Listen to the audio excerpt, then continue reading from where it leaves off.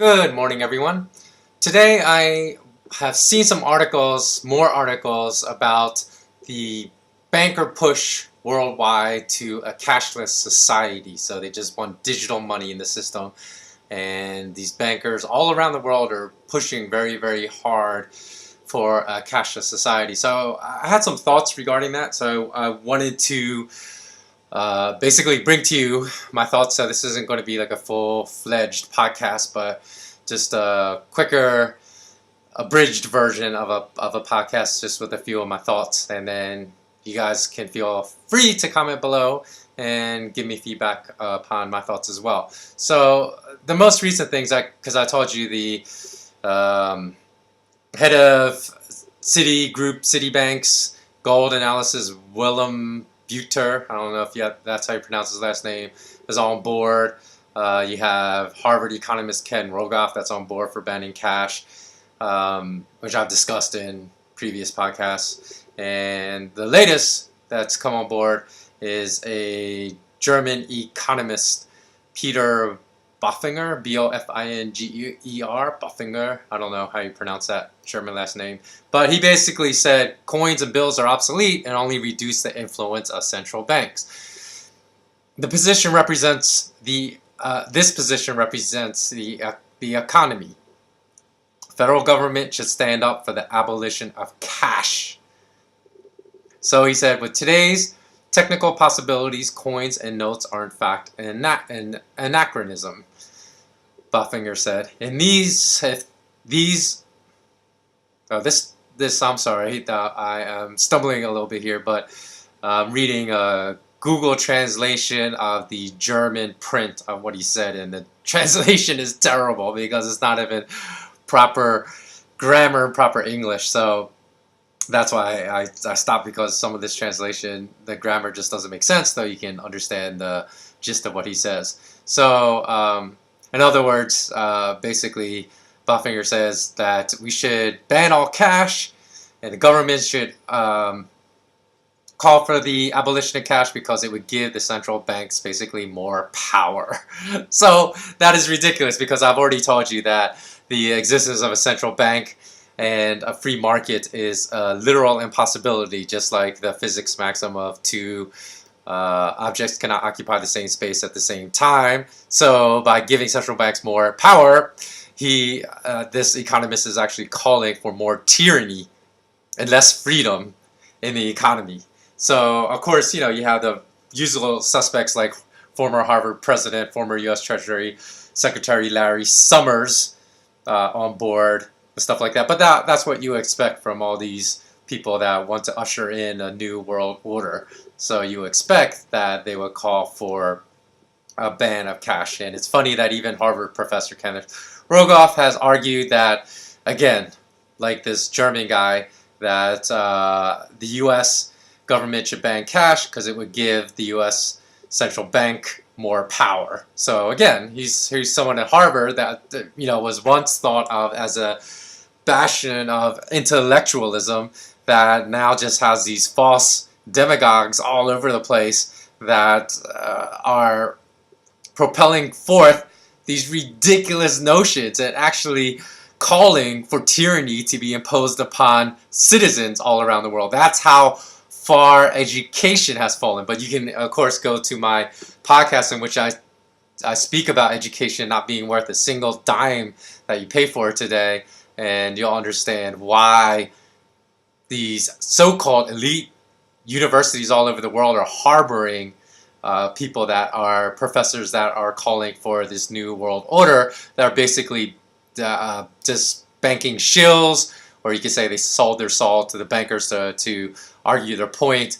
and try to give these bankers some credibility, being that they're academics at these supposedly elite schools. So the crazy thing is that just this past month, Denmark also noted that next year, starting in 2016, they say shops can refuse to accept notes and coins. So Denmark is actually ushering in the New World Order, because the Denmark Central Bank, Nationalbanken, will discontinue the printing of any new fiat currencies in 2016. So they're not going to add any more fiat currencies into circulation next year. And they said that shop owners can refuse to accept notes and coins starting in 2016. So they're actually taking the country totally digital. So there's only, surprisingly, I will give central bankers credit where credit is due, because there is one German central banker standing up against this tyranny.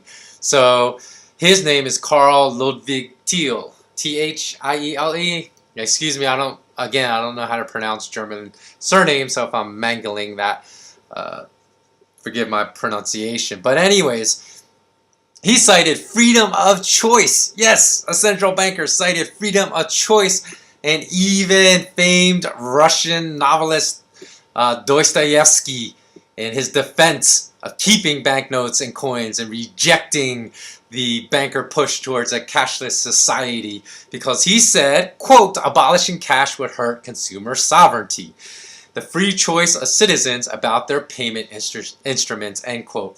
Said government agencies do not have the right to tell citizens how they should pay. So he's actually a central banker that has spoken out against this new world order the bankers are trying to push upon society. And he quoted Dostoevsky, because Dostoevsky said in 1861, each person chooses the instrument that best meets the requirement in their eyes. Money is coined liberty.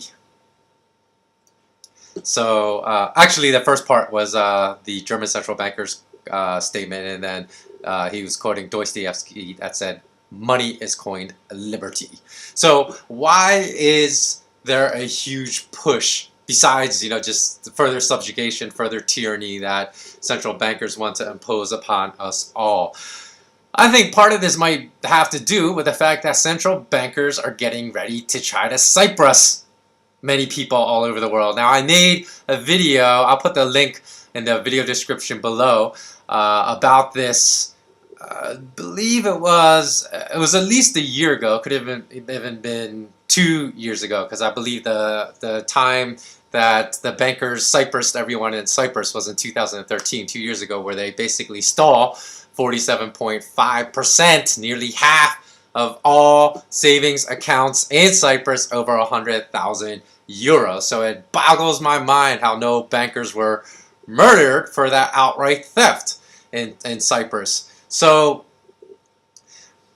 I think what's going on is the fact that, again, they are limiting the ability of people to get their cash out, because if you can only transfer your money digitally, and think about this, for someone that is wealthy that has, say, 5 million euros, and these accounts are limiting daily withdrawals to just 1,000 euros, that will take 5,000 days, more than 13 years, to get all your cash out of that bank. So of course, if you can just, if you only have the ability to send digital money into another bank account, they can still Cyprus your bank account, and I think that's what is going on. So if you want to know if this is coming, I think what you need to do is you look at what happened in Cyprus when they basically let the old guard from St. Petersburg in Russia, the old KGB guys that are now the FSB guys in Russia, get all their money out secretly, because they knew that these guys would come to whack them if they tried to steal half of their millions of euros in Cyprus bank accounts. So they let these guys withdraw their money out, and say if you're in Greece and you think Greece is about to be Cyprus too, because of all their problems they're having repaying IMF debt and ECB debt that is coming due this summer, then what you need to do if you're in Greece is to go pull the equivalent, I don't know if it's called 10Qs in the US, it's the quarterly earnings reports are called 10Qs, in which you can see the amount of deposits and so just the quarterly financial statements, whatever they file in Europe. Go pull them from the largest banks in Greece, which are Alpha Bank, EFG, Eurobank, Igracias, NBG, which is National Bank of Greece, and the big foreign banks in Greece, of course, are HSBC and Citibank, and see if the quarterly deposits have started dropping significantly, because if so, that's a huge warning sign for you to get all your money out of that bank, because it's going to be Cyprus. Because why? Because bankers, like I said, they let the underground criminal elements get their money out quietly because they don't want to be murdered by angry mob bosses or angry drug cartel bosses when they're about to Cyprus people and steal part of the savings to bail out the bankers. So being that in the largest banks in any country, the criminal money is going to be a huge part of the deposits in any of these banks, especially the Bank of Drug Laundering Origins, HSBC, when they originally laundered all the British opium trade money in China. That if these banks you start looking at their 10Qs and their quarterly reports, and there starts to be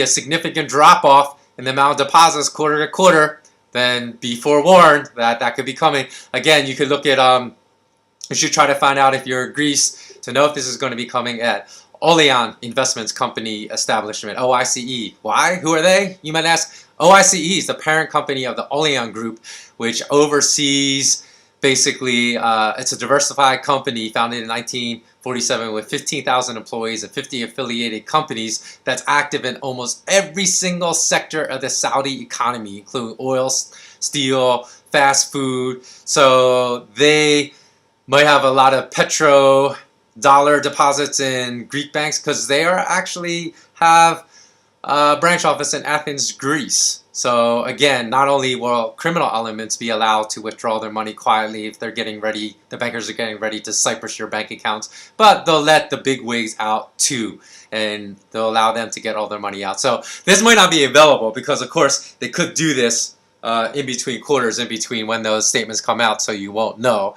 And even if you don't see a drop off in the deposits within a bank from quarter to quarter, they could be dropping off anyways, because God knows, like, bankers aren't really truthful about it, reporting anything these days. So if the deposits have significantly dropped off, they still might be lying.